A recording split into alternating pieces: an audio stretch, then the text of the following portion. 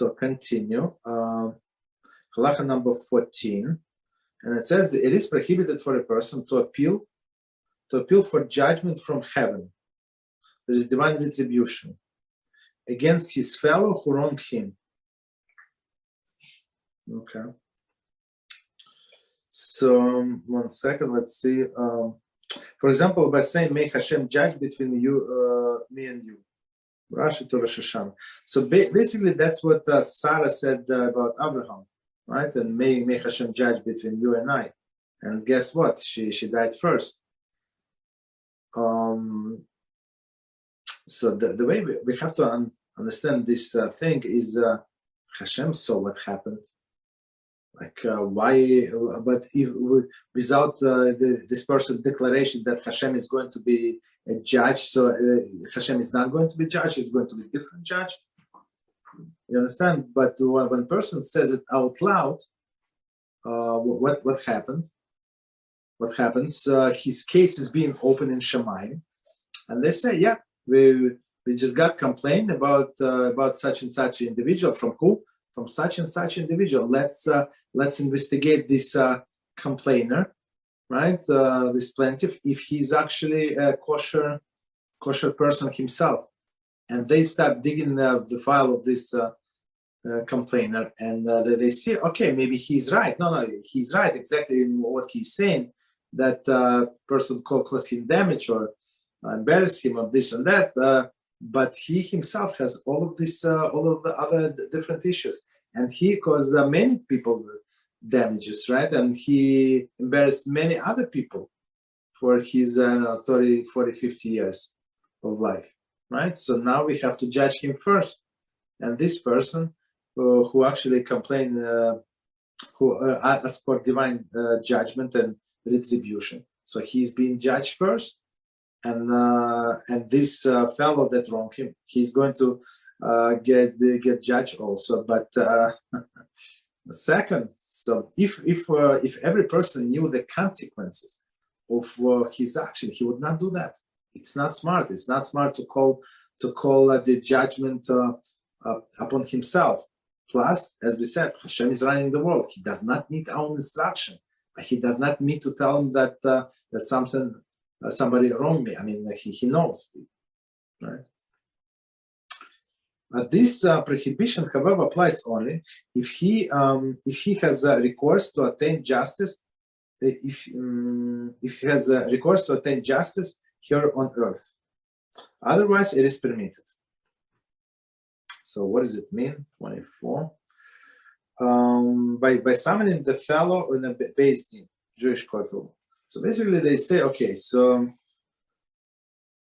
this prohibition, however, applies only in recourse to attain justice in the earth. Otherwise, it is permitted.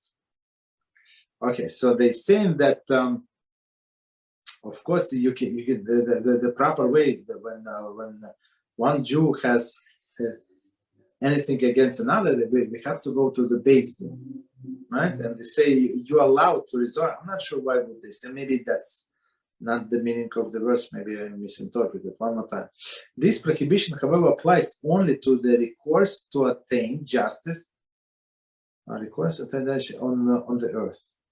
Otherwise, it is permitted. Okay, so let's continue reading.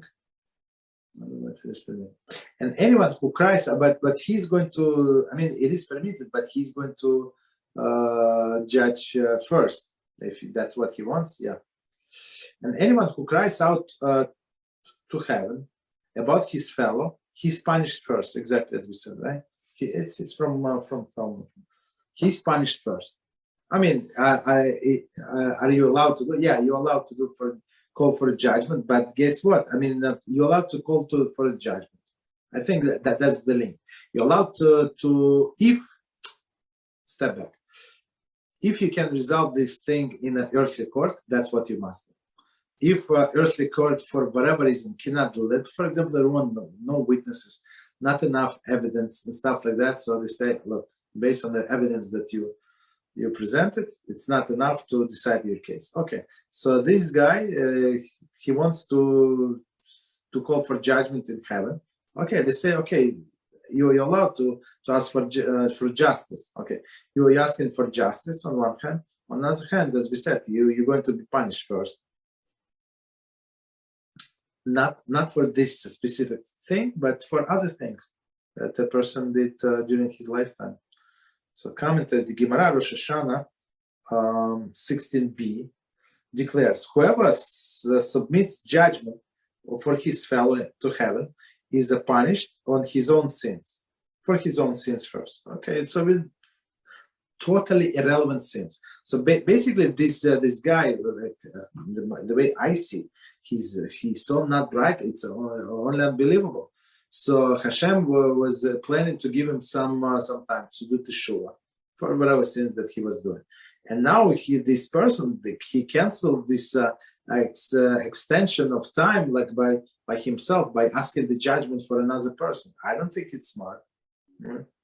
By asking Hashem to sit in judgment over the matter instead of seeking redress in a court, he calls Hashem to investigate his own deeds and examine if he is righteous enough to have his fellow punished on his account. That's that's what I did not say. That's an amazing thing. So that's a brilliant idea. It's from Rashi, right? So Rashi says, okay, so this person, or whoever wronged me, not me, I don't want to be part of the situation. Whoever wronged that person, yeah, he is guilty and he should get punished. But are you righteous enough that because of you, that other person is going to get punished? Maybe that's the only sin that he did in the past, I don't know how many years, like big sin, right? For which he should get punished. And that person who complained has sins like this every 3 minutes, right? So basically, not a good idea to be in such a situation. But there are others who say that even if he cannot attain justice here on earth, it is nevertheless prohibited to beseech Hashem about offender. Okay, it is prohibited to beseech about offender, unless he first informed him and attempts to settle matter without heavenly intervention. So let's read one more time. It's a very interesting idea, and we're going to explain. But there are others who say that even if he cannot attain justice here on earth, it is nevertheless prohibited to beseech Hashem about the offender. Okay, so I think that's the opinion that we follow. I mean, that's advisable to follow, right? So even, let's say, not enough evidence in the court. So it says, so go to this fellow and said, look, you know that you wronged me, right? So let's settle it somehow, right? Let's be honest. Okay, court is, court said that not enough evidence, this and that. You find you hire a good lawyer and stuff like that. Okay, so he said, before I call out to Hashem, my Father in heaven, let's try to settle the matter. And this guy said, no, I do not care. Beis Din found me not guilty, so I don't want to pay. So, okay, I'm going to involve the heavenly court. So at least if he decided to do that, so he's obligated to inform that person. Maybe he's going to get scared and actually settle. Okay, so let's do one more.